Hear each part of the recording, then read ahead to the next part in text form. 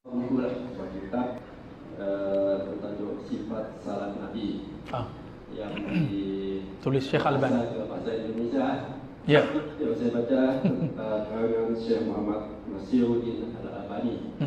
Saya cuma nak tanya semasa kita boleh buat buku ini sebagai rujukan kerana salah satu daripada perkara utama yang pertama-tama yang dia sebut dalam ini adalah berkenaan dengan pendapat sedap. Itu saya nak kata. Ya. Nabi bersabda, "Sallu kama ra'aitumuni usalli." Hadis ini diriwayatkan oleh Imam Bukhari, tidak oleh Muslim. Salatlah kamu sebagaimana kamu lihat aku salat, bukan sebagaimana tertulis di buku. Ya. Lihat Rasulullah, bertemu Rasulullah, maka cari orang yang bertemu Rasulullah, yaitu sahabat. Ketemu sahabat? Tak ketemu sahabat, maka cari murid sahabat tabi'in. Ketemu tabi'in, cari murid tabi'ut tabi'in. Terus sampai hari ini, cari orang yang punya guru. Maka secara solat tidak boleh ikut buku, harus ikut guru. Buku itu hanya tambahan panduan. Coba ya tuan-tuan buka kitab Sahih Bukhari, solat pakai kitab itu, saya jamin nanti menjadi sakit kepala, ya. Kalau di Indonesia kita sebut pusing, di sini pusing terputar, ya, keliling, ya. Sakit kepala, Pak. Kenapa? Cara takbir pun sudah lebih dari tiga riwayat lebih. Yuhazi mankibain, yuhazi uzunain, ada yang yukabbir qabla rafa, ada yang yarfa qabla takbir, beragam, lebih dari 3. Bahkan Imam Bukhari tulis satu risalah hadis, risalah fi raf'il yadain, risalah mengenai mengangkat tangan. Imam Bukhari seandainya beliau mengutamakan buku, maka beliau tidak cari guru. Beliau cari guru berapa jumlahnya tadi? Coba diingat-ingat. 1,700. Supaya apa? Beliau ingin dapat keberkahan dengan berguru. Semakin banyak guru, semakin banyak terhubung dengan Rasulullah, semakin kuat powernya. Maka kita lihat hari ini orang-orang yang terkenal namanya di zaman ini, itu hampir semua yang banyak guru di zaman dahulu. Jadi kitab Sifat Salat Nabi karya Syekh Albani, ghafarallahu lahu, saya tidak bilang rahimahullah saja, ya, tapi kita tambah ghafarallahu lahu. Kenapa? Kitab itu di dalamnya dia mulai kitabnya itu dengan mencaci maki ulama bermazhab. Di bagian hamish footnote-nya dia kata ulama muqallidin, ulama yang taklid itu kal an'am, seperti binatang ternak. Jadi kita ini disebut binatang ternak karena kita taklid kepada Imam Syafi'i. Saya dulu anti taklid, tapi bertemu Syekh Hasan itu, dia sudah hafal kitab Muwatta umur 10 tahun dan telah mensyarah Sahih Muslim dari awal sampai akhir, syarah beliau sendiri. Tapi beliau kata, saya masih taklid kepada Imam Bukhari, apalagi ke Imam Syafi'i. Saya kemudian ingin tabayun, ya Syekh, zidli, tambah, saya tak paham. Lalu beliau tambah, apa kata beliau? Apakah engkau tahu dari mana, cara apa, manhaj apa Imam Bukhari mensahihkan sebuah hadis? Atau karena Imam Bukhari kata ini kitab sahih, lalu kamu percaya Imam Bukhari? Saya jawab, ya, karena Imam Bukhari kasih tajuknya Al-Jami' As-Sahih atau Al-Musnad Al-Muttasil, lalu saya juga ikut. Saya katakan, karena Bukhari katakan ini hadis sahih, saya juga katakan ini hadis sahih. Ya, beliau tersenyum. Itulah yang disebut taklid. Berarti kalau ada seseorang mengatakan hadis ini riwayat Imam Bukhari, itu dia belum keluar dari taklid, dia masih taklid.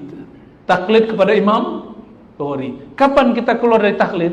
Jika saya membahas sendiri hadis innamal a'malu binniyat, itu paling gampang, ya. Kita teliti, ini riwayat siapa, orangnya thiqah, terpercaya atau tidak, kredibel atau tidak. Misalnya saya teliti, Imam Bukhari riwayatkan dari Humaydi, dari Sufyan, dari Yahya, dari Muhammad ibn Ibrahim At-Tamimi, dari Alqamah, dari Umar.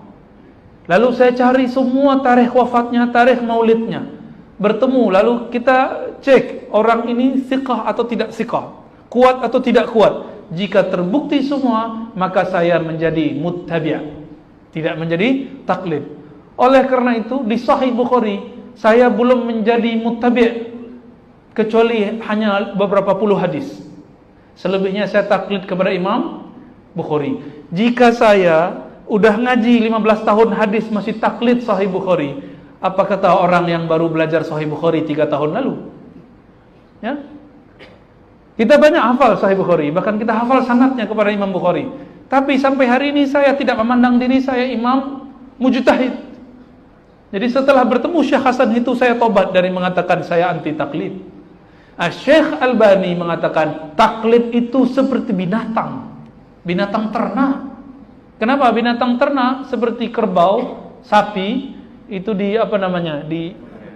hidungnya ditusuk itu ya, ditarik kemana-mana oleh imam. Lalu dia guna kalimat-kalimat Imam Syafi'i. Apa kata Imam Syafi'i ke muridnya? La tuqalliduni. Dia lupa. Imam Syafi'i bicara ke siapa? Bicara ke Imam Muzani, Imam Muradi, Imam Humaidi, Imam Ishaq ibn Rahawai, Imam Ahmad bin Hanbal. Hei, kalian para hufaz hadis, jangan taklid kepadaku. Bukan bicara kepada kita, tapi bicara kepada orang yang levelnya satu level di bawahnya. Kita berapa level di bawah Imam Bukhari? Imam Bukhari itu baca satu ayat langsung muncul mana sab'ina far'an, 70 cawangan makna dari satu ayat. Bahkan beliau bisa mampu menghitung berapa jumlah alif lam dalam Al-Quran. Hitung semua, belum ada Google. Ustadz Googly belum ada. Ya, belum ada itu. Allahu Akbar. Imam Bukhari berguru ke muridnya Imam Syafi'i. Oleh karena itu tuan-tuan, puan-puan, kalau buka Sahih Bukhari, 80% Imam Bukhari ikut mazhab Syafi'i. Dan ini diabadikan oleh Imam Subki, musuh Ibnu Taimiyah, dalam Tabaqat Asy-Syafi'iyah Al-Kubra. Syekh Albani ingin seperti gaya Ibnu Taimiyah. Ibnu Taimiyah hafiz Quran, hafiz sunnah. Syekh Albani tidak hafiz sunnah. Tapi dia kasih judul sifat salat Nabi ka'annaka tarah, seperti seakan-akan kau melihatnya. Makanya orang yang belajar menggunakan kitab sifat salat Nabi, saya mohon maaf karena yang menerjemah orang Indonesia ya. Ya, semoga kami diampuni Allah. Tapi kita jadi tahu, siapa yang menggunakan kitab ini, maka cara salatnya akan berubah.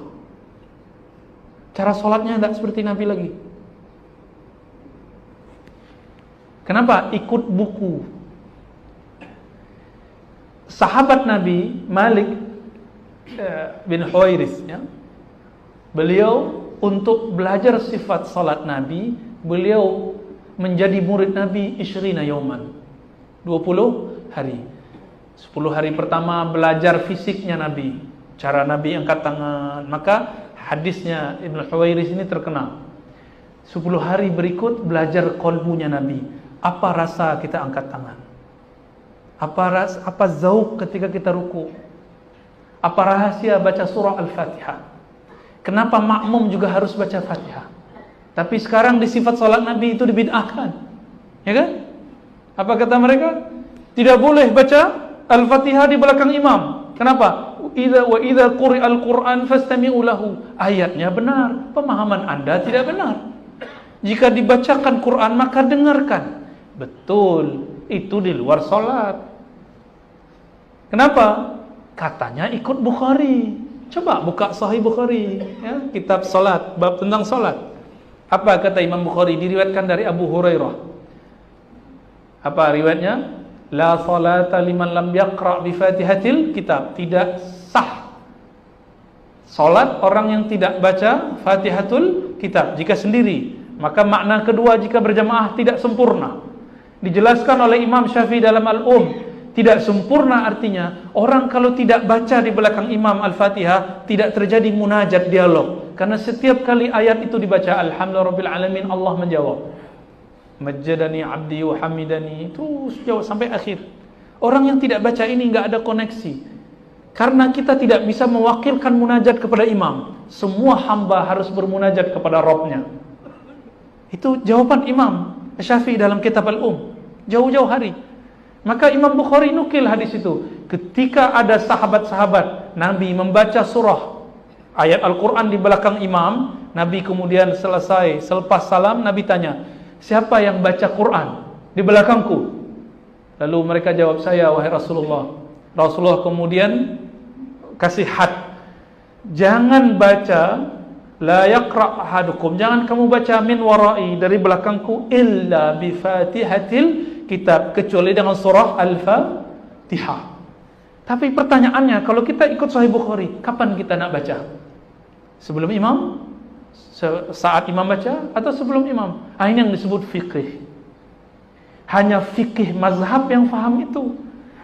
Oleh sebab itu, orang-orang yang mencoba membaca Sahih Bukhari lalu tinggalkan mazhab Syafi'i, pasti dia akan menjadi orang yang stres. Masuk masjid, semua orang dianggap ini ahli bid'ah, ini ahli bid'ah, ini ahli bid'ah lagi, imam kita ahli bid'ah lagi. Stres dia nanti sholatnya. Dan itulah pengalaman saya 3 tahun masuk masjid. Karena guna kitab sifat salat Nabi, saya bertobat kepada Allah ya. Namun saya terharu dengan kitab itu. Di akhir kitab saja. Di akhir kitab Syekh Albani rahimahullah wa ghafarallahu lahu, dia berdoa, semoga Allah jadikan aku, Allah kumpulkan aku bersama ahli hadis. Jadi itu usaha dia.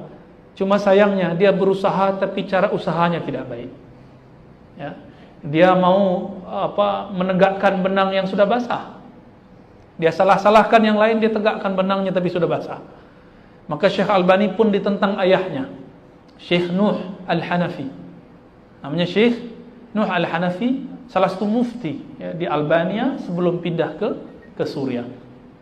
Bertentangan juga dengan Syekh Al-Buti, Syekh Wahbah Zuhaili. Bahkan dia benci sekali dengan Syekh Al-Buti, karena Syekh Al-Buti mengalahkan dia dan debat. Dan itu perdebatannya telah ditulis terjemahannya dalam bahasa Indonesia. Sila dicari ya, saya pun sudah lupa judulnya apa. Ya. Mirip dulu dialog antara Ibnu Athaillah dengan Ibnu Taimiyah. Mirip sekali. Isinya pun tidak jauh beda. Begitu Pak. Jadi saya tidak sarankan guna kitab sifat salat Nabi. Kalau mau cari buku bahasa Indonesia, cari buku Khatib Sulaiman ya, fikih Islam. Itu bagus. Kalau mampu berbahasa Arab, baca Fathul Mu'in, Matan Abi Syuja', Al-Muhazzab ya, juga karya-karya Imam Nawawi, semuanya mu'tamad ya. Cari kitab yang mu'tamad ya, Kifayatul Akhyar, talaki dari ulama kita. Guru-guru kita di surau-surau, mereka semuanya bersanad, tapi sanad fikrah, sanad amal, tidak punya sanad ijazah. Tak masalah, yang penting sholatnya masih bermazhab Syafi'i. Silakan pertahankan mazhab Syafi'inya. Kalau mau pindah, tapi jangan ke mazhab Albani, mazhabnya mazhab Maliki boleh ya. Karena mazhab Albani dia anti mazhab, masa dia buat mazhab ya. Oke, khalas, udah jam 7.